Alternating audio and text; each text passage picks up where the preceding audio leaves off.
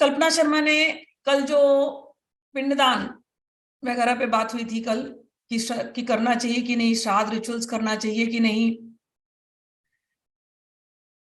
और मैंने एक ही उत्तर दिया कि जो भगवान के रास्ते चल पड़े हैं उनसे यदि ये रिचुअल्स नहीं भी होते हैं तो भी उनको कोई दोष नहीं लगेगा, उनके तो सारे पितृ मुक्त हो जाएंगे। अभी भी बहुत देर से यही बात चल रही है।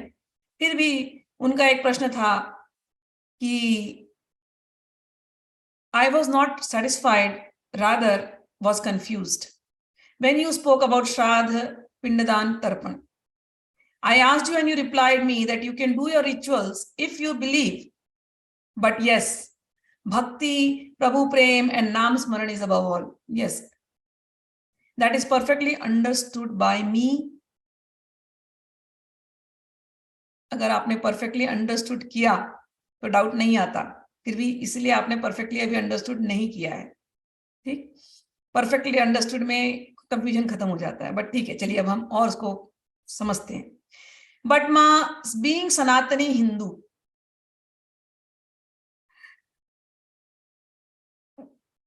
ब्राह्मण, सनातनी हिंदू ब्राह्मण, one thing I really want to say, हम हिंदू लोग हमेशा इसी तरह पूजा, अर्चना, श्राद्ध, तर्पण को कर्मकांड का रिचुअल मानकर छोड़ते जा रहे हैं।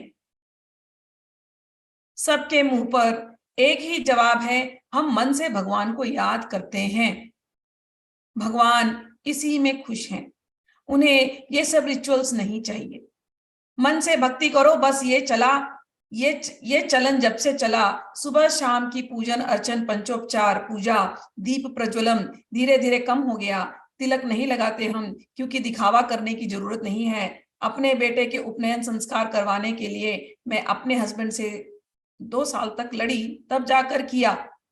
आपने अपने ही संस्कार के लिए लड़ना पड़ता है। मैक्सिमम ब्राह्मण जिन्हों ही नहीं धारण करते हैं क्योंकि कहते हैं हम मन से भगवान की भक्ति करते हैं। मृत्यु के 13 दिन के रिचुअल 4 दिन में खत्म हो गए हैं। वार्षिक श्राद्ध नहीं करते, गया जाकर तो तर्पण क्या ही करेंगे। हर बात का शॉर्टकट है, हम भगवान की मन से भक्ति करते हैं। किंतु माँ ये कर्म कांड में क्या हमारा कर्म नहीं है? दैनिक पूजन संध्योपासना हमारा कर्म है ना माँ? नामावली अर्चना में हम सब मानसिक पूजन नहीं कर देते ना? आप कहते हैं कि चावल, फ्रूट्स, फ्लावर्स, कुमकुम, ड्राई फ्रूट से अर्चन करो क्योंकि यह कर्म विधान है, शास्त्रोक्त है। ठीक उसी तरह चावल के पिंड, दान, तर्पण, पक्षी, गऊ, कुत्तों और ब्राह्मण को खिलाना कर्म विधान है ना माँ? शास्त्रोक्त भी है। मेरे पति कहते हैं जब मैं स्तोत्र वचन करती हूँ, इतनी लंबी पूजा, इतना वचन की जरूरत नहीं है, सिर्फ मन से ही भक्ति काफी है। माँ इसी चक्कर में सब कुछ काम और उसके बाद खत्म हो जाता है। रिचुअल्स बेकार है कहकर लोग संस्कृत सब्जेक्ट नहीं डायलेट बच्चों को नहीं दिलाते, बच्चों को लोग संस्कृत पढ़ नहीं पा रहे। आप बताएं, अगर हमारे घर में रिचुअल्स नहीं करेंगे तो क्या मुस्लिम क्रिश्चियन करेंगे?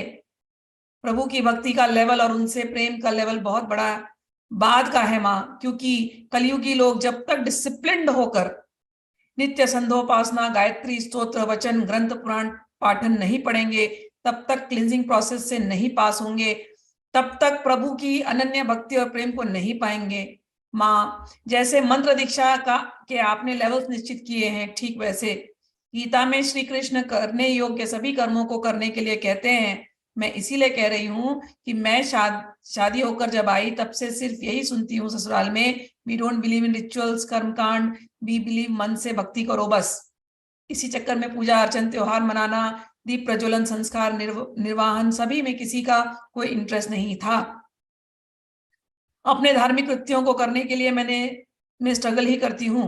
माँ कृष्णम वंदे जगत गुरु, वो सर्वोपरि हैं, किंतु उन तक पहुंचने के लिए साधना के मार्ग में सब कर्म प्रतिपादित करने होंगे ना। ऐसा ना होता तो आप 125 सहस्त्रनाम राउंड कंपल्सरी नहीं रखती। ऐसा ना होता तो पंचोपचार पूजन, करन्यास, अंगन्यास, विनियोग यह सब नहीं सिखाती। If we don't believe our culture rituals, then who will believe? Nothing is without meaning और without sense in our scriptures. माँ आपकी क्लास में मेरा मार्गदर्शन करें, मैं अब शरणागत हूँ आपकी, किंतु मैं जिज्ञासु शिष्य हूँ। If you it should not be that you can do your rituals. If you believe, rather we must believe in our rituals, culture given in our scriptures. बहुत सारी बातें आपने लिखी हैं, बहुत सारी बातें सत्य हैं। आपने गीता की पहले वाली जो इंट्रोडक्शंस जो हमने किए थे, आपने वो मिस किया था, और आपने जो सिचुएशन बताई, बिल्कुल मैं भी कल जो आपको आंसर दिया था मैंने वही सिचुएशन कल कोट किया कि कलयुग की ये दशा हो चुकी है कि यहाँ पर रिचुअल्स, विधि विधान करना कठिन हो रहा है, और आगे जाकर के और कठिन होने वाला है। हम कलयुग में आए हुए हैं, तो जब रिचुअल्स सही तरीके से चल नहीं रहे हैं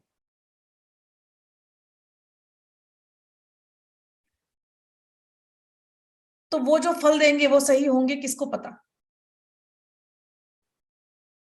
पहले तो ये समझना चाहिए कि रिचुअल्स आए क्यों। आपने कहा, एक पॉइंट आपने उठाई, बहुत सारी पॉइंट, मतलब आपके बहुत अच्छी बात करी आपने, तो मैं जगह जगह को बता रही हूँ। एक जगह आपने कहा कि जनेऊ ही नहीं कर रहे हैं। मुझे 2 साल लगे अपने घर वालों को बताने में कि जनेऊ नहीं हो रहा है। आपकी बात को बिल्कुल समझती हूँ। क्यों नहीं हुआ जनेऊ? क्योंकि घर वालों को विश्वास नहीं। घर वालों को विश्वास क्यों नहीं?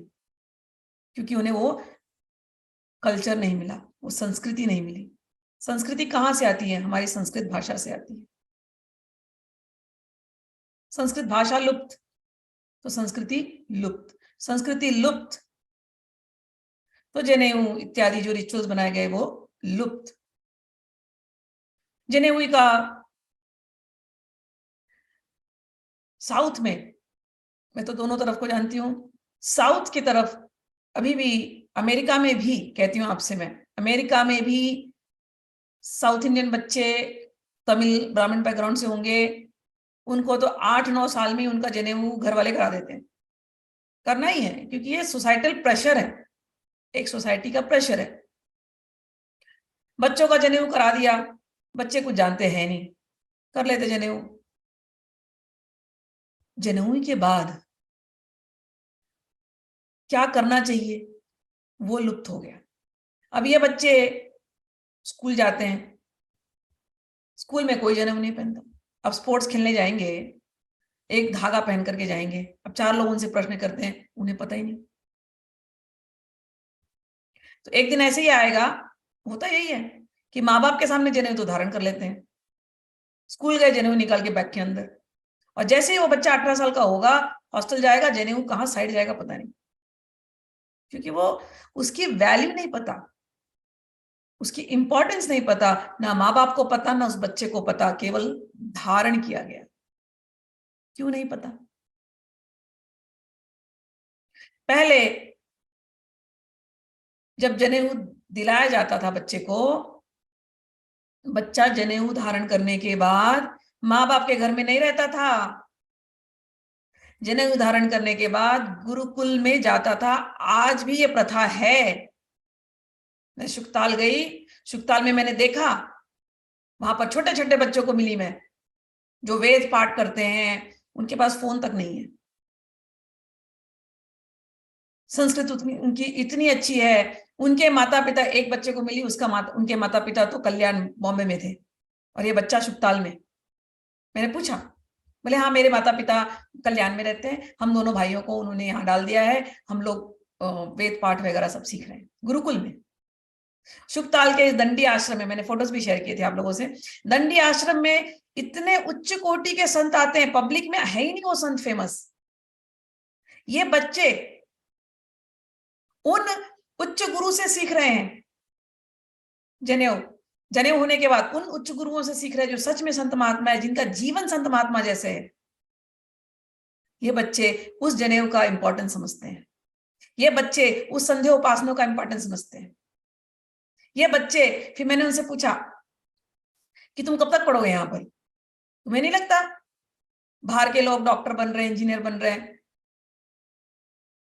तो बच्चे कहते नहीं, हम 8वीं 9वीं तक यहाँ पढ़ेंगे और फिर हमको जो स्कूल के सब्जेक्ट्स हैं वो भी पढ़ाते हैं, फिर हमको यहाँ से छोड़ दिया जाता है, फिर हम अपने रेगुलर लाइफ में आकर के रेगुलर जैसा हमको पढ़ना हम वैसे पढ़ेंगे। और हमारे यहाँ से कई बच्चे ऐसे निकले हैं जो अमेरिका में हैं, लॉयर बने हैं, सीपीए बने हैं, डॉक्टर बने हैं। इनके माता पिता कल्याण में है। कल्याण मतलब बॉम्बे का कल्याण एक स्टेशन है, एक जगह है, वहां पर माता पिता रहते हैं, गरीबी में है, और वो अपने तरीके से जो हो सकता है ब्राह्मण थे, माता पिता दोनों ब्राह्मण है, और बच्चों को यहाँ रखा है गुरु के सानिध्य में। वो पूरा एक हॉस्टल है, वो आश्रम है पूरा। छोटे छोटे बच्चे मैं देखती थी 4 बजे उठ जा रहे हैं, धोती फैला रहे हैं, सर मुंडाए हैं, और क्या उनको वेद पाठ होता है उनका। तब मुझे समझ में आई ये बच्चे, ये संस्कार है। हम वहां ही पर फेल हो जाते हैं। वहां तो छोड़ो, ये तो बच्चों को देने की बात हुई। शादी का संस्कार, लड़का और लड़की जब दोनों को जब मिलाते हैं गृहस्थ आश्रम पे, मैंने हर क्लास में बात की है, आदमी औरत का यहाँ मिलन नहीं होता। स्त्री पुरुष का, प्राकृत स्त्री पुरुष का मिलन की बात हमारे कल्पना ही नहीं थी कभी। ब्रह्मचर्य आश्रम, गृहस्थ आश्रम, पति पत्नी मिलते हैं एक दूसरे के लिए, वो शिव पार्वती का ही एक्सटेंशन है। वो एक दूसरे को आध्यात्मिक रास्ते पर आगे बढ़ाने के लिए मिलते हैं। लेकिन ना उस लड़की को कभी ये टीचिंग दी गई जब वो लड़की थी, ना उस लड़के को कभी टीचिंग दी गई। टीचिंग क्या मिलता है हमारे यहाँ? जनेऊ तो करा दिया, फिर भेज दिया स्कूल में, और फिर उस बच्चे के पीछे पड़े हो, एग्जाम पास कर, एग्जाम पास कर, एग्जाम पास कर, एग्जाम पास कर। क्यों पास कर भाई? अच्छे नंबर आएंगे, अच्छा नौकरी मिलेगा, नौकरी मिलेगा, पैसा मिलेगा, पैसा मिलेगा, विदेश जाएगा, विदेश जाएगा, घूमेगा फिरेगा, बड़ी गाड़ी आएगी, बड़ा बंगला आएगा। बच्चे को वो इंपॉर्टेंस लग रहा है, बच्चे को और कुछ इंपॉर्टेंस नहीं लग रहा। और बीच में ये पूरे इंपॉर्टेंस के बीच में उसके ऊपर थोपा जाएगा, तेरी जनेऊ ले, तेरी जनेऊ ले, तेरी जनेऊ ले। अरे जनेऊ को उसको उसको कुछ लेना देना नहीं उस जनेऊ से, तुमने बोला इसलिए डाल दिया उसने। तो माँ बाप भी सिंक में नहीं, जिन्होंने शादियां करवाई वो भी सिंक में नहीं। वो भी वही देख करके शादी करते हैं, अच्छा इसके पास घर है कि नहीं है, पैसा है कि नहीं है, नौकरी कर रहा है कि नहीं, वो उस आदमी में कैरेक्टर है कि नहीं, ये किसने देखा? पूरी सोसाइटी ही एक प्रकार से बहुत ही गलत तरीके से जा रही है। तो रिचुअल जो बने वो फॉलो कैसे होंगे? वो टूटने वाले ही हैं। फिर भी अगर ऐसी टूटती हुई सोसाइटी में अगर रिचुअल टूटने वाले हैं, तो क्या रे ऑफ होप नहीं है? तो क्या आशा नहीं है? आशा है। आशा है भगवान का नाम। ये मेरा कहने का तात्पर्य है। मैं अगर रिचुअल ललिता सहस्त्रनाम का कराती हूँ, 100% कराती हूँ, कीजिए, लेकिन किस लिए कराती हूँ? आपका भगवान के प्रति प्रेम हो, और केवल रिचुअल पे छोड़ने नहीं हूं कि केवल रिचुअल करते रहो, क्योंकि रिचुअल केवल करोगे तो एक दिन छूट जाएगा। ललिता के पास लोग भोग और मोक्ष के लिए आते हैं। मोक्ष को किसी की कल्पना नहीं, हम टेलिंग यू, मोक्ष किसी को चाहिए नहीं, क्योंकि मोक्ष की बातें तो गीता में है। और जब मैं कहती हूँ ललिता भी करो और गीता भी करो, आधे लोग वहीं से खड़क जाते हैं। ललिता के पास आते हैं केवल भोग के लिए। सत्य बात बता रही हूँ, बहुत कम है, बहुत कम है जो मोक्ष की के लिए जानना भी चाहते हैं। बहुत कम है, बहुत कम, क्योंकि मोक्ष का अगर आपको जानना है तो गीता के अतिरिक्त कोई रास्ता नहीं। जब मैं ललिता पढ़ा रही हूं तब मैंने ये देखा, अच्छा इनको गीता नहीं सुननी है, इनको केवल ललिता माँ पे इंटरेस्ट है, इनको केवल मंत्र चाहिए। अब बोल रही हूँ त्रिपुरा रहस्य पढ़ो, त्रिपुरा रहस्य से शायद तुम्हारी बुद्धि खुल जाए, क्योंकि त्रिपुरा रहस्य पढ़ोगे ना, जब आगे के चैप्टर में जाओगे ना, एक जगह पे आपको समझ में आ जाएगी कि नहीं मुझे गीता क्लास आनी है। रिचुअल की बात आई, यज्ञोपवीत के रिचुअल जो मैंने आपको बताया, ये हालत है। यज्ञोपवीत कराया और बच्चे को गुरुकुल नहीं भेजा, तो वो रिचुअल आगे जाकर के वो सिस्टम कोलैप्स होना ही है। रिचुअल करा करके, यज्ञोपवीत करा करके अगर आप बच्चे को ऐसे गुरुओं के सानिध्य में भेजते हो जहां वो वेद पाठ पठन सीख रहे हैं, तो वो रिचुअल कंटिन्यू रहेगा। चुकताल में कंटिन्यू है, वृंदावन में कंटिन्यू है। आज भी राजेंद्र जी महाराज के यहाँ बच्चे आते हैं, यज्ञोपवीत होता है और वो सीखते हैं वहीं पर रह करके, वो अपने घरों में नहीं जाते। छुट्टियों में अपने घरों में जाते अपने माता पिता के पास, छोटे छोटे बच्चे, वहां से संस्कार देना शुरू होता है। हम केवल रिचुअल निभाएंगे तो संस्कार नहीं मिल रहे हैं, संस्कार उनको बाहर के मिल रहे हैं, तो इसीलिए वो तकलीफ है। अब चलते हैं आगे। यज्ञोपवीत में तो हम फेल हैं। कल्चर, संस्कृत भाषा हम दे नहीं रहे, तो संस्कृति में तो हम फेल ही हैं, हर जगह तो हम फेल हो रहे हैं। फिर भी हमें देना है अपने बच्चों को अच्छा, तो पहले अपने आप को अच्छा करना पड़ेगा। बच्चे माँ बाप के व्यवहार से सीखते हैं, हर चीज उनको पढ़ा करके नहीं सिखाई जा सकती। माँ बाप के व्यवहार में अगर गलती है, अब कितना भी उनको पढ़ा लो, कितना भी पढ़ा लो, बहुत मुश्किल है सही ज्ञान पहुंचाना। तो दूसरों, जब मैं कहती हूं आध्यात्मिकता पे जब आप चले, ये दूसरों का मार्ग नहीं है, पहले अपने आप को सुधारने का मार्ग है। अपने आप को सुधारो। ललिता स्नान के रिचुअल्स करते हैं मां ललिता से प्रेम करने के लिए। वो मैं फूल जब अर्पित करती हूं मां को, मेरे लिए रिचुअल नहीं है, वो ध्यान मंत्र में सिखाया मैंने तुमको, तुम मेरे ध्यान मंत्रों को सुनना, किसी लेक्चर को मेरे मिस मत करना। कहीं तुमको नहीं नजर आएगा कि मैं रिचुअल करा रही हूं। एक एक फूल जपा कुसुम है, मेरी जप माला है, मेरे जप के पुष्प हैं, मेरे सुमन है, मेरे मन को मैं अर्पित करती हूं।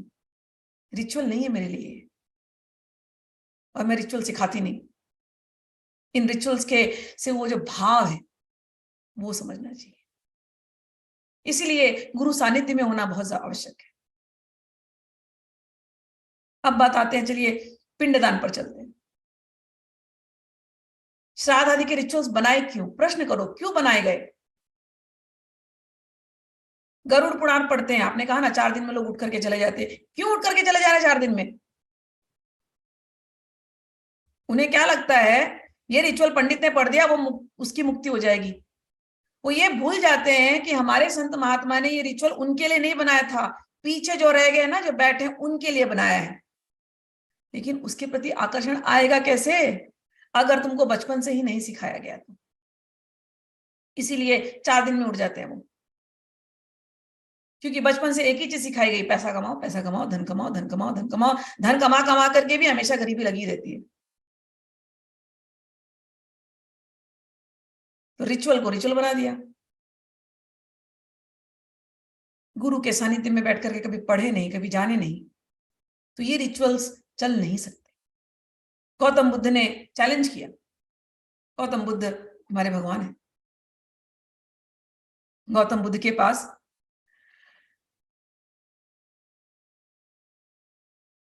एक बार एक आदमी आया, रोता भी लगता। बुद्ध बोले क्या हुआ भाई? भगवान कल मेरा पिता मर गया। अच्छी बात है, भगवान को तो कोई तकलीफ होती नहीं थी, भगवान तो ऊपर उड़ गए थे राग द्वेष मोह सबसे, शोक से। बोले भगवान मेरा पिता मर गए, तो आप कुछ कीजिए। क्या करना है मुझे? आप कोई कर्मकांड कीजिए जिससे मेरे पिता को मुक्ति मिल जाए। भगवान सोचे कर्मकांड करूं? भगवान तो कर्मकांड के ऊपर, कर्मों की तो फिलॉसफी को उन्होंने ऐसे छिन्न भिन्न कर दिया था। बुद्ध ने बोले, भगवान ने कहा कि अच्छा। भगवान लेकिन देखे कि बड़ा रो रहा है, बड़ा भावावेश में है, इसको समझा नहीं सकता, भी ज्ञान की बात के लिए थोड़ा मन स्थिर होना चाहिए, नहीं समझा सकता। तो भगवान ने बोला अच्छा एक काम करो, 2 हंडा लेके आओ, हंडिया, पॉट्स लेके आओ। तो ये व्यक्ति खुश हो गया, अंदर में बड़ी खुशी हो गई। अच्छा अब बुद्ध ना कर्मकांड कराएंगे। 2 हंडिया मंगवाई और गया, बड़े प्यार से हंडिया लेके आया। भगवान ने बोला एक काम करो, एक हंडी में ना घी भरो। ये और खुश, अरे वाह कुछ तो कर्मकांड होने वाला है, मेरे पिताजी मुक्त हो जाएंगे। हंडी में घी भरा। अच्छा इस हंडी में पत्थर डालो। पत्थर डाला। अब एक काम करो, जो पंडित लोग हैं ना उनको भी बुलाओ, क्योंकि ये अकेले से नहीं हो सकता है कर्मकांड, ये पंडित लोग को भी बुलाना पड़ेगा। वो पंडित जब आएंगे तो ये कर्मकांड पूरा होगा। ये गया, पंडित को बुलाया। 2-3 पंडित आ गए वहां पर, कर्मकांडी श्राद्ध में प्रसाद खाने वाले। अब खड़े हो गए वो भी कि अब गौतम बुद्ध कौन सी नया न्याय करने वाले हैं। फिर गौतम बुद्ध ने कहा कि एक काम करो, आप ये हंडिया लेकर के जाकर के पानी में डुबा दो। गया, डुबाया। फिर बोला एक, अब जाकर के एक पंडित को बुलाया बुद्ध ने, कि हे विप्र महादेव महोदय आप आइए। पंडित आया, बोला ये डंडी लीजिए। भगवान ने डंडी दिया पंडित के हाथ में, बोला डंडी लो और जाकर के वो जो दो हंडिया है ना उनको पीटो। पंडित ने बोला क्यों भाई, क्यों पीटना है, ये क्या रिचुअल है? भगवान ने बोला अरे पीटो तो, फिर रिचुअल का अर्थ समझाता हूं। गए पीटे, जिसमें तो घी भरा था, घी तो तैरने लगा पानी के ऊपर। जिस हंडी में घी भरा था उसको तोड़ा तो उसमें से घी पानी पर तैरने लगा। जिस हंडी को जिसमें पत्थर भरे थे उसको तोड़ा, पत्थर तो नीचे चले गए। भगवान ने बोला पंडित जी घी तो तैर गया, वो पत्थर को भी तो तैराओ ना आप। पंडित जी बोले भगवान आप क्या मूर्खता की बातें कर रहे हो? भगवान बोले अरे क्या मूर्खता की बातें, आप लोग तो ऐसी ऐसी क्रियाएं कराते हो कि लोगों को प्रॉमिस कर देते हो कि आपके पूर्वजों को आपके सबके पिंडदान करने से उनको तो स्वर्ग में ग्रीन कार्ड मिल जाएगा, परमानेंट रेसिडेंसी मिल जाएगी। आप लोग तो इतने पहुंचे हुए हो कि पत्थर को ऊपर ला दो।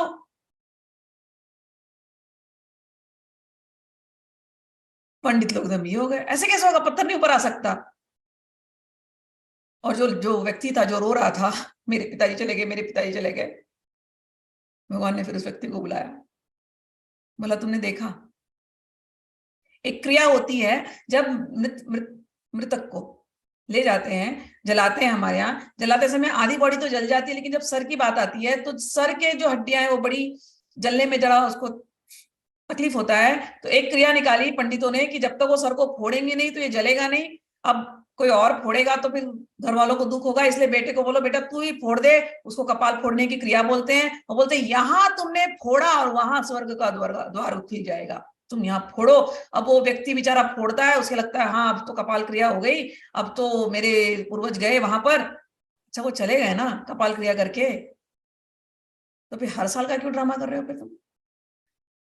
चले गए तुम्हारे कहने से, मंत्रों से, नहीं नहीं कोई अटक गया होगा कहीं तो। भगवान ने उस व्यक्ति को बताया कि तुमने देखा दो घड़े थे, एक घड़ा फोड़ा, घी ऊपर तैराया। क्यों ऊपर तैराया? घी का वो स्वभाव है। और एक घड़ा तोड़ा, पत्थर थे, पत्थर नीचे ही नीचे गया।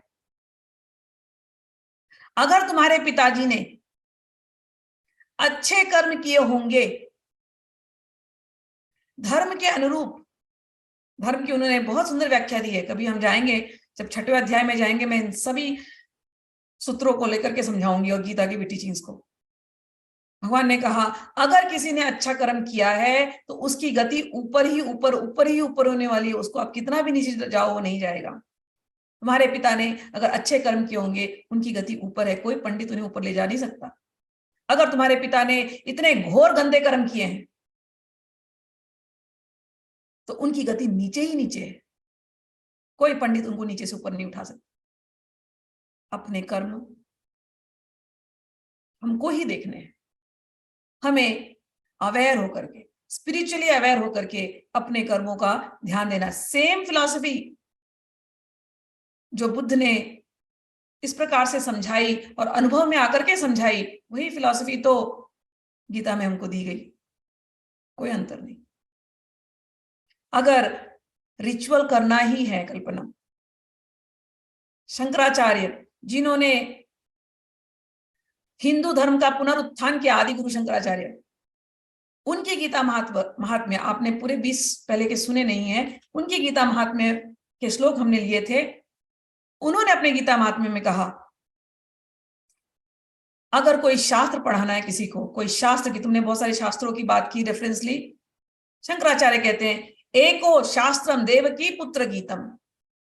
कोई शास्त्र पढ़ाना है तो एक ही शास्त्र है गीता। घर घर में अगर कोई रिचुअल करनी है, घर घर में गीता पढ़ाना शुरू करो। संस्कृत के पुनरुत्थान के लिए काम करो, पढ़ाओ, खुद पढ़ो, दूसरों को पढ़ाओ। एकम शास्त्रम देवकी पुत्र गीतम, एको देवो देवकी पुत्र एव। एक ही भगवान अगर मानना है किसी को, सारे कंफ्यूजन हटा करके श्री कृष्ण को मानो। एको मंत्रस्य तस्य नामानि यानि। आपने पूछा बहुत सारे मंत्र हैं, ये हैं वो हैं, सबके रिचुअल्स हैं। शंकराचार्य कहते हैं अगर एक ही मंत्र देना है तो श्री भगवान श्री कृष्ण के मंत्र, आदि गुरु शंकराचार्य की वाणी कह रही हूं मैं। और कहते हैं कर्माप्य एकम तस्य देवस्य सेवा, एक ही कर्म है उस देव की, उस श्री कृष्ण की सेवा, एक ही कर्म है बस। उस कृष्ण की सेवा कहाँ है, कैसे समझेगी? गीता। अगर किसी ट्रेडिशन को ऑन रखना है, किसी रिचुअल को ऑन रखना है, गीता पढ़ना शुरू करो। मैं तो देखती हूँ जिंदगी निकल जाती लोगों की रिचुअल्स और ट्रेडिशन करते करते, लेकिन कभी गीता खुल करके नहीं पढ़ते। गीता की भी केवल बुक बना करके केवल पूजा होती है बस। ऐसे रिचुअल से किसका भला होगा? मुक्ति का मार्ग जिस बुक में बताया गया उसको कभी खोल करके पढ़ा नहीं, गुरु के चरण में कभी गए नहीं, और सोचते हैं रिचुअल से मुक्ति हो जाएगी। तुमने लॉ ऑफ कर्मा अगर समझ लिया तो तुम्हारी मुक्ति हो जाएगी। अगर लॉ नहीं समझ में आया तो 1000 रिचुअल्स करते रहो, नीम का पेड़ कभी आम का फल नहीं देगा।